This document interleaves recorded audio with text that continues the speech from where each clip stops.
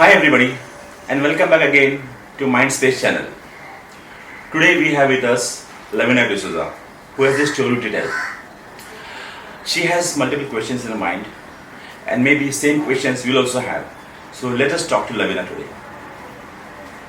Hi, I am Lavina D'Souza and I've been tackling through anxiety disorders since the last 13 years now, and considering mental illnesses in different parts of the country, I think that has been a taboo, and hence today I want to talk about it because a lot of people have questions in their mind regarding the same, as I had when I got my first panic disorder, when I was diagnosed with panic disorder. So let's start with asking the questions. I think same questions you all would have and would relate to it. So let's start with the Lavina, question. can you tell me what experiences you had when you had the panic and how did you go through it? I was traveling in an auto rickshaw and all of a sudden I started feeling nauseous. I started feeling like I'm going to have a heart attack. I had fast palpitations. So what I did was I just handed over my ID to the auto rickshaw guy saying that please drop me wherever this address is in case I die. That was a feeling of death. Something that I felt that I'm just going to die right away and nobody can save me from that. So I asked the guy to get me a glass of water, but then I had fainted in the auto rickshaw. So this was my first experience. From that day onwards, I got to know that I had anxiety and panic disorders. That was my very first experience, and in all these years I have realized I need to overcome this. So that is when I started going to a psychiatrist. This brings us to the topic of panic disorders, right? Lavina जी, आप मुझे questions पूछिए जो आपको सही लगते हैं panic disorder के बारे में, क्योंकि बहुत सारे लोगों को ये मालूमात नहीं है पैनिक क्या है क्या नहीं है. तो आज मुझे पूछना है कि पैनिक डिसऑर्डर्स होते क्या हैं? पैनिक डिसऑर्डर्स एक ग्रुप ऑफ एंजाइटी डिसऑर्डर्स है. बहुत सारे एंजाइटी डिसऑर्डर्स रहते हैं. उसके अंदर एक प्रकार है पैनिक डिसऑर्डर. यूँ समझो कि आपके सामने अचानक कोई शेर आ गया तो आपकी क्या हालत होगी? घबराहट होगी, बेचैनी होगी, धड़कन होगी, जो भी. तो वो जो स्टेट है वो आना, उसको पैनिक बोलते हैं. तो सडन आती है, वो एक्सक्रूशिएटिंग आती है, बहुत तेज आती है और उसमें बेचैनी, धड़कन, घबराहट, डर और चोकिंग सेंसेशन आएगा और ऐसा लगता है अब मैं मरने वाली हूँ. और ऑब्वियसली फिर वो हार्ट अटैक जैसा ही लगता है. सो ये पैनिक डिसऑर्डर ये रियल इलनेस है या बस लोगों का वहम है? ये डिफरेंशिएट कर दीजिए. Is it a real illness? Yes, it's a real illness. Physical illness and mental illness ऐसा हम बोल सकते हैं. तो पैनिक डिसऑर्डर्स के सिम्टम्स फिजिकल इलनेस जैसे लगते हैं, क्योंकि सीवियर पेन होता है, सीवियर हाथ पैर सुन्न हो जाते हैं, मुंह सूखता है, अजीब अजीब लगता है और ऑब्वियसली लगता है कि मुझे अटैक ही आने वाला है. तो लगता तो फिजिकल है. तो ये फिजिकल इलनेस नहीं है, ये मेंटल इलनेस से भी ज़्यादा एंग्जाइटी डिसऑर्डर है, राइट? क्योंकि ये सिवियर एंग्जाइटी डिसऑर्डर है, उसका फिजिकल कॉज कुछ नहीं है और वो बार बार तकलीफ देता है. इसके लिए उसको एंग्जाइटिक दवाओं की ज़रूरत पड़ती है. इस वजह से वो साइकियाट्रिस्ट के पास जाते हैं. तो ये इलनेस इटसेल्फ इज रियल और तकलीफ बहुत देता है और बिना दवा दिए नहीं ठीक होता है. इसलिए डॉक्टर के पास जाना ज़रूरी है उसके लिए. ओके. जैसे एक बार मुझे बहुत सीवियर पैनिक अटैक आया था, ठीक है. मैं शॉपिंग कर रही थी कहीं पे और अचानक से मुझे ऐसे लगा कि मुझे कुछ हो रहा है. मैं इमरजेंसी में गई तुरंत. डॉक्टर्स ने मुझे एक्चुअली आराम से ऐसे समझाने की कोशिश की कि पहले ओपीडी में जाओ, बट ये नहीं समझ पाया कि मैं एक्चुअली इमरजेंसी में आई हूँ. I really need a doctor right away. जो उन्होंने कंसिडर किया कि ये सामने से तो ठीक ठाक दिख रही है, उसको कुछ बीमारी नहीं है, तो पहले जाओ, पर्ची निकालो, ओपीडी में जाओ, डॉक्टर आपको चेक कर लेगा. सो ये एक्सपीरियंस होता है when somebody is having a panic attack and you go to a doctor and the doctor treats you that way, it actually hampers you from within. So मुझे ये पूछना है कि ये why ऐसे consider क्यों करता है कि panic disorder is just a normal disorder, you just have to go to a doctor, that's it. But उनको ये क्यों नहीं पता चलता कि बंदा तकलीफ में है, बंदी तकलीफ में है? आपका जो एक्सपीरियंस है वो बहुत लोगों का है. इसलिए पैनिक डिसऑर्डर इसके सिम्टम्स जो है वो एक तो सीवियर रहते हैं, धड़कन, बेचैनी, घबराहट, ऐसा हालत खराब हो जाती है वगैरह वगैरह. लेकिन चेहरे से तो किसी को लगता नहीं कि तुम बीमार हो, राइट? वो अंदर ही अंदर होता रहता है. और अक्सर घर में भी अगर आपको पैनिक आता है फिर ठीक हो जाती हो, वापस पैनिक आता है वापस ठीक हो जाती हो, तो उस समय लोगों को भी लगता है शायद ये नाटक कर रहा है. तो इसके सिम्टम्स आते हैं, अचानक आते हैं, 10-15 मिनट रहते हैं और चले भी जाते हैं।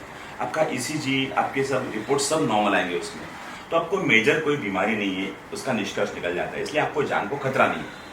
वो समझता है कि आपको जान को खतरा नहीं है, लेकिन आप पे जो अंदर से जो गुजरती है वो आप ही जानती है कि क्या हो रहा है आपके साथ, और शायद आपकी जान जा रही है। हाँ, राइट, ऐसा लगता है। उससे मालूम है कि आपकी जान नहीं जाने वाली है, लेकिन आपको फ्रस्ट्रेशन आता है कि मेरे को इतना हालत खराब हो रही है मेरी, तो मैं ये डॉक्टर मुझे अच्छे से क्यों नहीं देख रहा है। राइट, तो इसी में फ्रस्ट्रेशन आता है। तो आपको बाहर जाने को डर लगेगा, अकेले रहने को डर लगेगा, घर के अंदर बंद कमरे में आपको घुटन घुटन से होगी, गर्दी में आपको घबराहट होने लगेगी। कोई भी जगह जहाँ से निकलना मुश्किल हो, अंडरग्राउंड्स, लिफ्ट्स या ऐसी भी कोई जगह हो जहाँ पर आपसे अटक सकते हैं, ट्रैफिक जैम्स, उसमें आपको पैनिक आ जाएगा। तो इस डर के मारे आप घर से बाहर नहीं निकलेगी या बहुत डर डर के निकलेगी, तो इस हिसाब से वो आपको इनकैपेसिटेट कर देता है, आपको पैरालाइज कर देता है ऑलमोस्ट। इस तरह वो बहुत आपका बहुत कॉन्फिडेंस लूज हो जाता है उसमें। अभी तो आपने ये सब बता दिया कि डॉक्टर्स को लगता है ये फिजिकल इलनेस नहीं है, मेंटल इलनेस है, इसलिए they are not considered to you. मुझे ये जानना है कि इसके कारण क्या होते हैं। पैनिक डिसऑर्डर्स के ऑफ कोर्स वाइड रेंज होगी कॉजेस की, सो पैनिक डिसऑर्डर्स के एक्चुअल कॉजेस क्या होते हैं? हाँ, पैनिक डिसऑर्डर्स के कॉजेस में there are 2 primary causes, biological and psychological causes. Biological causes में सिंपैथेटिक टोन, हमारे शरीर का सिंपैथेटिक टोन बढ़ जाने की वजह से पैनिक डिसऑर्डर होने का चांसेस बढ़ जाता है। और दूसरा ये है कि जो लोग छोटी छोटी बात पे भी ज़्यादा रिएक्ट करते हैं, एंशियस पर्सनैलिटी है, जो चिंताजनक है और छोटी बात पे भी इसको ज़्यादा रिएक्ट करने लगते हैं, ऐसे लोगों को होने का चांसेस ज़्यादा रहता है। फिर दूसरी एक नॉन एड्रेनरिक सिस्टम है बॉडी की, वो भी डिसरेगुलेट हो जाती है। तो उनका जो चलना है वो नॉर्मल नहीं और थोड़ा एग्जैजरेट हो जाता है, उसमें भी पैनिक डिसऑर्डर होने का चांसेस रहता है। फिर साइकोलॉजिकल कॉजेज रहते हैं, कोई भी एक्सट्रीम ट्रॉमेटिक एक्सपीरियंस लाइफ का आया, जैसा कोई हादसा, कोई बड़ा हादसा, तभी हो सकता है। 25 से लेके 47-48 ईयर्स तक पैनिक होने का चांसेस ज़्यादा है। मेरा नेक्स्ट क्वेश्चन थोड़ा क्रूशियल है। किसी को कैसे पता चलेगा कि उनको एंजाइटी हो रही है? ठीक है, जैसे उनको शायद लगता होगा कि बस स्ट्रेस है, थोड़े दिन बाद चला जाएगा, या फिर 1 महीने के बाद चला जाएगा, शायद डिप्रेशन है, शायद मैंने किसी चीज़ का टेंशन ले लिया। बट उनको ये कब समझेगा कि this is the right time that I need to go to the doctor? उसको आइडेंटिफाई कैसे कर पाएगा इंसान कि क्या सिम्टम्स होंगे उसको, तब वो जाएगा डॉक्टर के पास? Anxiety it's very important. जिंदगी में एंजाइटी है तभी हम ग्रो करते हैं, टेंशन आ रहा है तभी हम तरक्की करते हैं। तो इस तरह से एंजाइटी होना ज़रूरी है। तो नॉर्मल एंजाइटी जो बोलते हैं हम, वो आती है और एक पीक पर चली जाती है जहाँ पर अपना परफॉर्मेंस बहुत अच्छा हो जाता है, फिर वो एंजाइटी चली जाती है। सिचुएशनल एंजाइटी, कोई एग्जाम्स देना है या कोई लेक्चर देना है किसी को, वो ज़रूरी है हमारे तरक्की के लिए। लेकिन अगर वो एंजाइटी कंसिस्टेंटली आपके साथ है, more than 3 weeks continuously without reason anxiety आ रही है आपको, और आपको घबराहट, बेचैनी, धड़कन हो रही है बार बार, that is a time when you have to go to doctor. मतलब ज़रूरत पड़ती है तभी पड़ती है, right? So there are different types of anxieties as you mentioned. What is the difference between pathological anxiety and psychological anxiety? So there is normal anxiety and there is pathological anxiety. Okay. Tension, कोई भी चीज़ को tension, girlfriend ने छोड़ दिया tension, हाँ, या exam में fail हो गया तो टेंशन आएगा, एंजाइटी आएगी, पढ़ाई का tension, that is normal anxiety. And pathological anxiety is anxiety which is out of proportion to the situation. okay. कोई भी सिचुएशन है उसके हिसाब से आपको जरूरत से ज़्यादा एंजाइटी आ रही है, कोई भी वजन नहीं है फिर भी बार बार एंजाइटी हो रही है, that can be pathological anxiety. जैसे मैंने कहा कि न्यूरोकेमिकल इम्बैलेंसेस रहते हैं, नॉन एड्रेनरिक सिस्टम का जो इम्बैलेंस रहता है वो रहता है, पर्सनैलिटी फैक्टर्स रहते हैं, हमारा व्यक्तिमत्व रहता है, तुम्हारा जो क्राइसिस को हैंडल करने का जो एक तरीका रहता है, वो कलेक्टिवली वो आपकी पर्सनैलिटी, आपके हार्मोन्स, आपके न्यूरोट्रांसमीटर्स, आपका ब्रेन, ये सब मिला के जो आता है उसके बाद ये सब होता है। Personality, environment, situational So factors it is a combined structure of serotonin, of the environment, of how your upbringing is and everything. So that causes pathological anxiety. Exactly. Okay. मुझे जब पैनिक डिसऑर्डर हुआ उसके साथ साथ मैंने दूसरे भी symptoms notice किए, ओके, जहाँ पे एक वक्त ऐसा था कि मुझे घर से बाहर निकलने डर लग रहा था 3 महीने के लिए, because I got a major panic attack. उसके बाद मुझे डर लगने लगा घर से बाहर कदम रखने की। तो ऐसी कौन सी बीमारियां हो सकती है जो पैनिक डिसऑर्डर के साथ साथ आ भी सकती है? पैनिक डिसऑर्डर्स के साथ बहुत सारी बीमारियां हम सोच सकते हैं आ सकती है करके। फॉर एग्जांपल एक जनरलाइज एंग्जाइटी डिसऑर्डर रहते हैं, उसमें कंटिन्यूस एंग्जाइटी रहती है, जनरलाइज एंग्जाइटी रहती है, वो एक हो सकती है। फिर फोबियाज हो सकता है, कोई चीज़ का फोबिया होना वो हो सकता है। फिर ओसीडी हो सकता है, ऑब्सेसिव कंपल्सिव डिसऑर्डर, जिसमें बार बार हाथ धोना या बार बार एक ही चीज़ करना है। और क्योंकि इसके सिम्टम्स हार्ट अटैक से मिलते हैं, हो सकते हैं कभी कभी अटैक भी हो सकता है। लेकिन अक्सर पैनिक डिसऑर्डर्स यंगर एज में आता रहता है और वो सेल्फ लिमिटिंग रहता है, मतलब 10-15 मिनट के बाद वो खुद भी कुछ चला जाता है। अगर हार्ट अटैक है तो वो सिम्टम जब तक हम ट्रीटमेंट नहीं करते तब तक रहेगा। तो इस तरह से हम डिफरेंशिएट कर सकते हैं कि ये क्या है क्या है। क्या डिप्रेशन हो सकता है पार्ट ऑफ पैनिक डिसऑर्डर? क्या कोई इंसान डिप्रेस्ड हो सकता है जस्ट बिकॉज उनको पैनिक डिसऑर्डर हुआ है? पैनिक डिसऑर्डर में आप जानती है कैसी हालत हो जाती है पेशेंट की, उसको तो जानलेवा ही लगता है उस समय जब वो होता है, और वो बार बार होता है बिना कोई वार्निंग साइन दिए हुए होता है, तो उसको तो स्ट्रेस तो होगा ही। तो क्योंकि उसके लिए वो रियल है, उसको लगता है मुझे अटैक आ गया है। या मैंने बहुत सारे पेशेंट देखे हैं जो सालों साल ट्रीटमेंट ले रहे हैं, पैनिक जा नहीं रहा है क्योंकि डायग्नोज नहीं हुआ उसका पैनिक डिसऑर्डर। इसको लगता है टेंशन ले रहा है बहुत ज़्यादा वगैरह। तो ये सब होने के बाद फिर मैं तो मरने वाला हूँ, तो मेरे बाद मेरी मम्मी डैडी का क्या होगा, मेरी वाइफ का, मेरे बच्चों का क्या होगा। तो ये टेंशन तो आएगा और नेचुरली स्ट्रेस हो जाता है, और उसकी वजह से कॉन्फिडेंस लो होने की वजह से, प्रोडक्टिविटी कम होने की वजह से, और हमारा जो एक कॉन्फिडेंस बोलो या कुछ करने का जज्बा है वही चला जाता है। तो ऑब्वियसली डिप्रेशन आएगा, उदास लगेगा, अच्छा नहीं लगेगा, और फिर उसी में वो गोल गोल घूमता रहेगा ऐसा जब तक हम ट्रीटमेंट नहीं करें तब तक। पैनिक डिसऑर्डर के आफ्टर इफेक्ट्स क्या हो सकते हैं? ओके, पैनिक डिसऑर्डर्स में मैं देखा हूँ कि पैनिक डिसऑर्डर का पेशेंट आया तो उसके पास इतना बड़ा पेपर्स का लगता रहता है, डॉक्टर्स विजिट्स का, हॉस्पिटल्स का, ये डॉक्टर वो डॉक्टर, फिर ईसीजी बहुत बार निकला हुआ रहता है, कार्डियोग्राम। तो अक्सर ये लोग बार बार हॉस्पिटल में जाना, बार बार डॉक्टर को मिलना, कार्डियोग्राम निकालना, ये हो ही जाता है। हाँ। उसके अलावा उनको सोशल जो कॉन्टैक्ट्स है वो टूट जाते हैं, किधर शादी में ब्याह में जाना है नहीं जाएंगे, उधर मुझे पैनिक आए तो क्या होगा, या स्पेसिफिक जगह ट्रेन में नहीं जाना, बस में जाना। बहुत सारे पेशेंट्स जो बस अवॉइड करते हैं क्योंकि गर्दी रहती है, फिर रिक्शा में जाते हैं लेकिन बस से नहीं जा सकते, लिफ्ट का नहीं यूज़ करना, भले 10 माला हो लेकिन चढ़ के आएंगे लेकिन लिफ्ट से नहीं जाएंगे, ये हो सकता है। फिर ऑब्वियसली ये सब वजह से डिप्रेशन आता है, फ्रस्ट्रेशन आता है, इन्फीरियरिटी कॉम्प्लेक्स आता है, और फिर इसके अलावा फिर अल्कोहल ले सकते हैं, वो ड्रग्स भी जा सकते हैं। तो अक्सर हमारे पास जो अल्कोहलिक्स या ड्रग अब्यूज़ के पेशेंट आते हैं उनमें सेकेंड डायग्नोसिस कुछ ना कुछ रहेगा ही, जैसे कि पैनिक डिसऑर्डर रहेगा, एंग्जाइटी डिसऑर्डर, कोई भी टाइप का एंग्जाइटी जो मैंने मेंशन किया वो हो सकता है, डिप्रेशन हो सकता है, स्किज़ोफ्रेनिया हो सकता है। तो अक्सर कोई भी नशा करने वाला इंसान के सिर्फ नशा नहीं रहता है, कुछ तो सेकेंड डायग्नोसिस रहता है साइकियाट्री का जो ढूंढना जरूरी हो जाता है।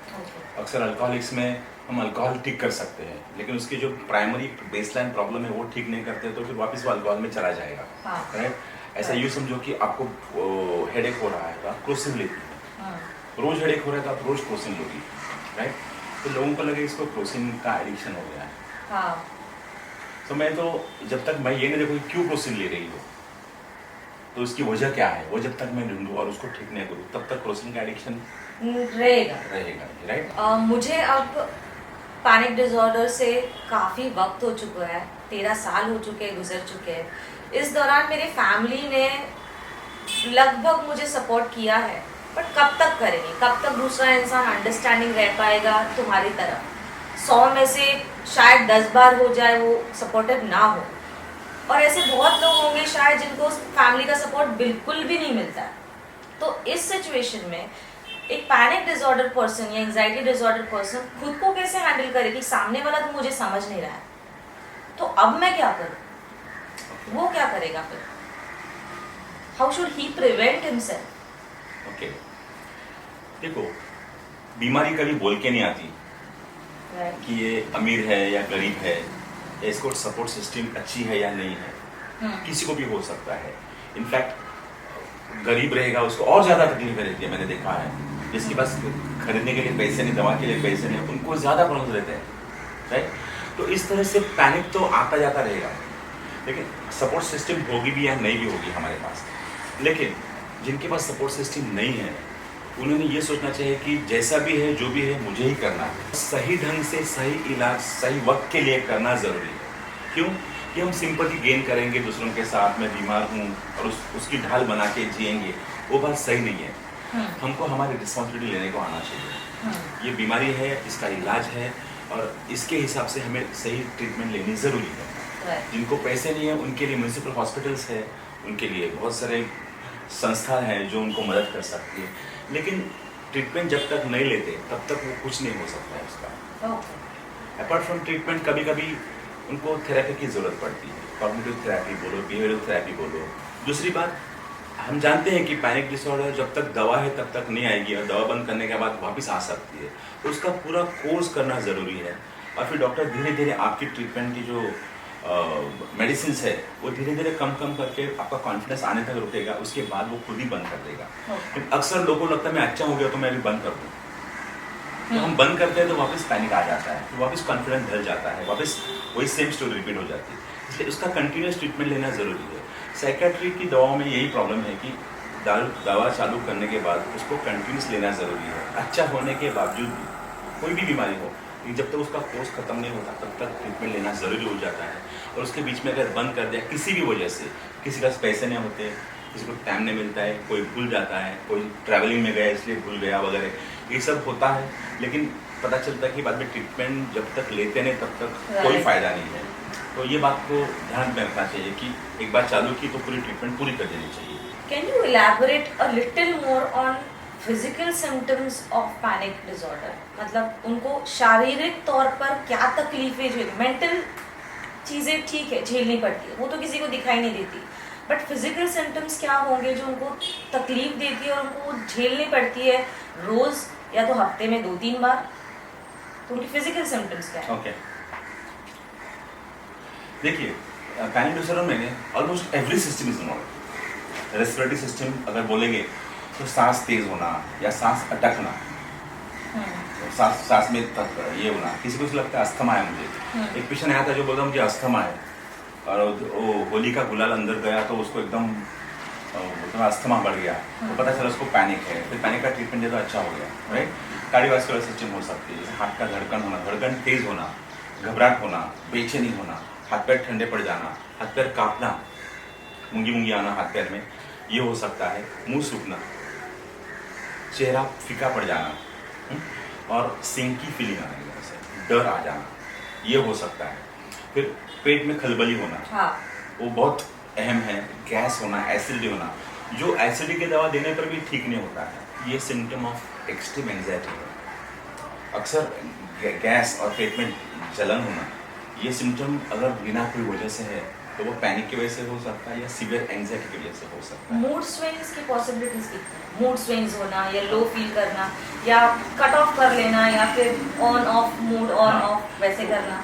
इसमें क्या होता है कि रिकरेंट पैनिक आता रहता है, इसलिए वो कॉन्फिडेंस चला जाता है, डिप्रेशन आता है, चिड़चिड़ापन आ जाता है, हेल्पलेस फीलिंग आ जाता है कि मैं क्या था और क्या हो गया हूँ। उस हिसाब से फिर आपको चिड़चिड़ापन, गुस्सा वगैरह वगैरह आना चालू हो जाता है, राइट। प्योर पैनिक है तो वो गुस्सा, चिड़चिड़ापन बोलो या हर चीज़ में हट जाना या बुरा भला कहना या गुस्सा आ जाना, ये सामान्य बात है उसकी। एक बार पैनिक निकल गया तो ये सब चीज़ें भी निकल जाएगी। पैनिक में और दूसरे सिम्टम ये हो सकते हैं कि हमारे हाथ पैर दर्द करना, सर दर्द होना, नेक पेन होना, स्पॉन्डिलोसिस हो गया है। और दूसरे के भी जाओगे तो बोलेगा आपको स्पॉन्डिलोसिस है, कोई बोलेगा दिमाग का फोटो निकालो।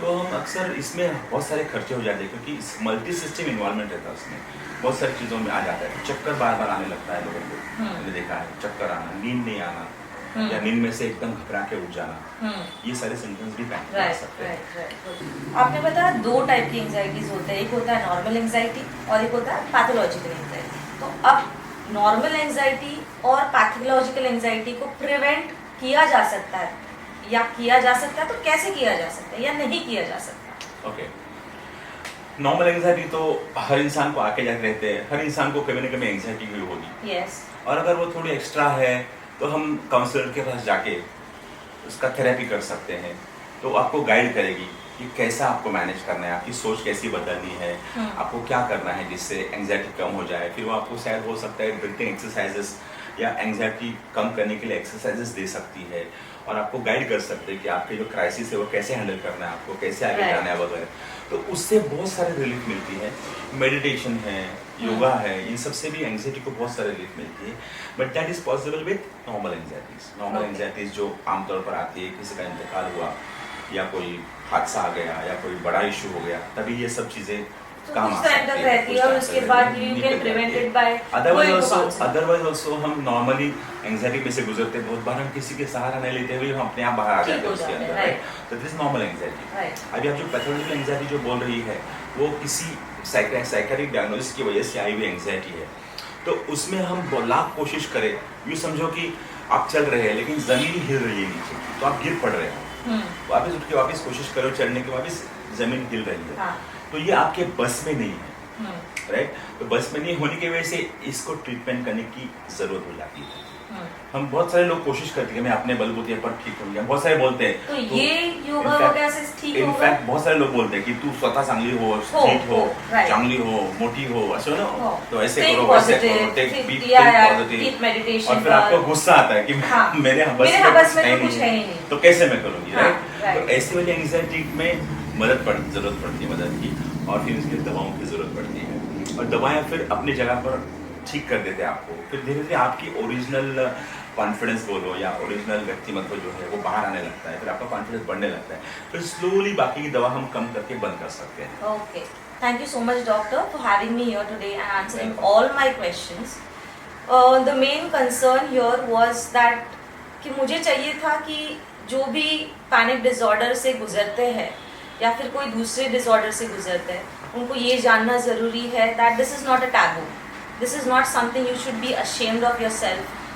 Come out and open, talk about it, talk to your friends, you have your family, you have doctors for your support, you have yoga, meditation or whatever you say for your therapy that you need. But then इसे ये समझ के मत जियो कि मुझे accept करना है, मुझे किसी को बताना नहीं है ताकि मुझे लोग पागल समझेंगे। कोई पागल नहीं समझने वाला है। And I think this is a generation wherein people need to accept that we are in a phase where mental illnesses are very common due to the work pressure that we have. Thank you Levina ji, welcome. आपके साथ बात कर बड़ा मजा आया। Same है। हाँ, तो आपने मेंटल डिसऑर्डर्स का बात किया, तो साइकियाट्रिस्ट के पास जाने वाले सब पेशेंट्स को मेंटल डिसऑर्डर्स होती है ऐसा नहीं है। राइट। साइकियाट्री में हम लोग बच्चों को भी ठीक करते हैं, जो कपड़े में सुसु करते हैं, वहाँ से लेके पढ़ाई के प्रॉब्लम से वो देखते हैं, हेडेक्स, स्ट्रेस, वो यंगस्टर्स आपके जैसे यंग लोगों का स्ट्रेस होना, ये जो CEOs है उनको स्ट्रेस होना, सर दर्द, धड़कन, बेचैनी, घबराहट, ये सब सारी चीज़ें भी रहती है।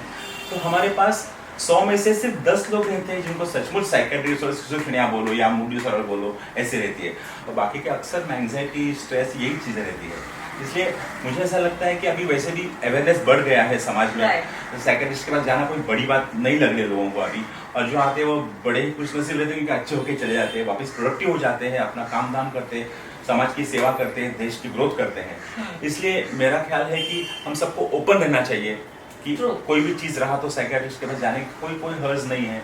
यूएस में तो हर इंसान साइकियाट्रिस्ट पर जाता है, कोई भी लड़के ने पत्थर फेंका किसी के शीशे पर तो साइकियाट्रिस्ट चले जाते हैं। तो उस तरह हमारे देश में भी अभी अवेयरनेस बढ़ा हुआ है, और मुझे लगता है कि हमें ज़रा भी हिचकिचाहट नहीं होनी चाहिए साइकियाट्रिस्ट पर जाने के लिए। आई होप आपको सबको ये प्रोग्राम अच्छा लगा। Thank you very much. Thank you so much. ऐसे ही वीडियोस अगर आप सुनना चाहते हैं तो आप हमें ज़रूर बताइए कि कौन सा वीडियो हम आपके सामने पेश करें। Thank you very much for your support. If you like our video, please comment, please like, please share. Thank you.